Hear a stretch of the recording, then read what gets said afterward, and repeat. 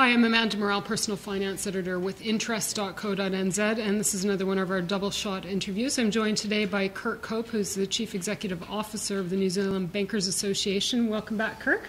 Thanks, Amanda. So recently, the Banking Ombudsman came out with its 2012 report, or its most recent report, and the number of complaints remain at a historical high level. I guess it's good and bad that there's greater consumer awareness about these new dispute resolution schemes and that there's some recourse for customers. But does it concern you that I think we had 1,500 complaints that they remain as high as they are today?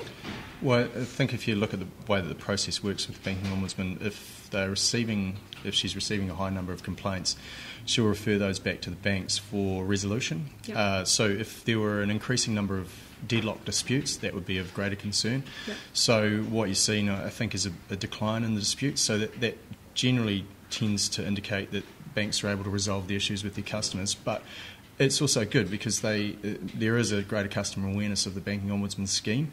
And the scheme's been around a lot longer than the legislation. So yep. I mean, it's been around for 20 years. That's that right. was an anniversary report, so 20th anniversary report. So I think there's a great deal of now consumer awareness about it, and the opportunity to go and talk to someone about their issues. Okay, so let's look at the process. So if you have a dispute with your bank, the first step is to try to resolve that with your bank itself. That's right. Correct.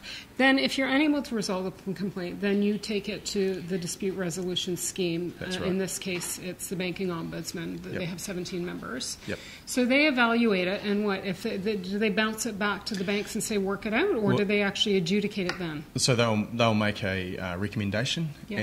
and take it back to the bank, and the bank will either accept it or not accept it, and yep. then it will go. If the bank doesn't accept it, it's deadlocked.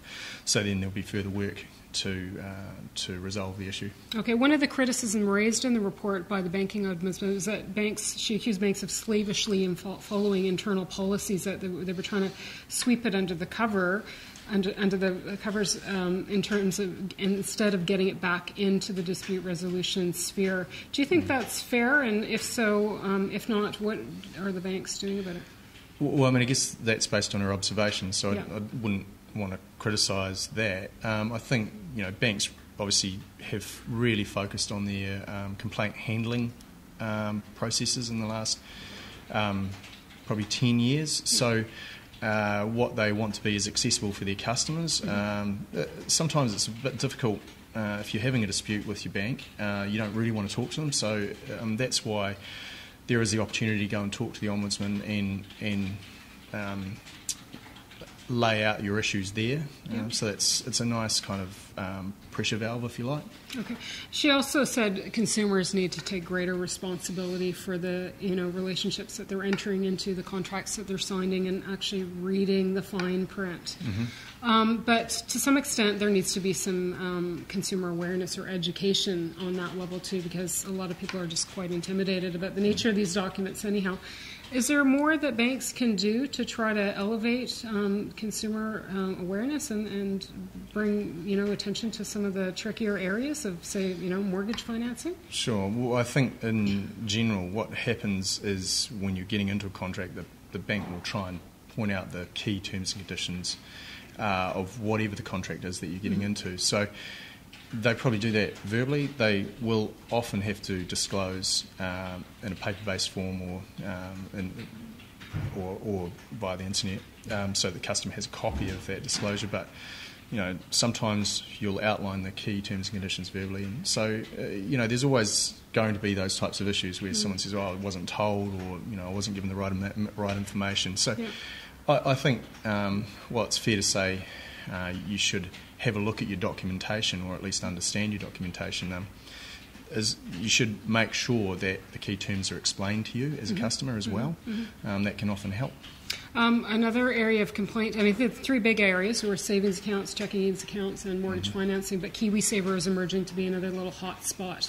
What seems to be the problem there with a lot of the complaints? I think it's probably related to the product itself, and not necessarily customers not necessarily understanding the nature of the product. The fact that once you're in, you're locked in to 65, with the exception of using it for housing or a hardship situation.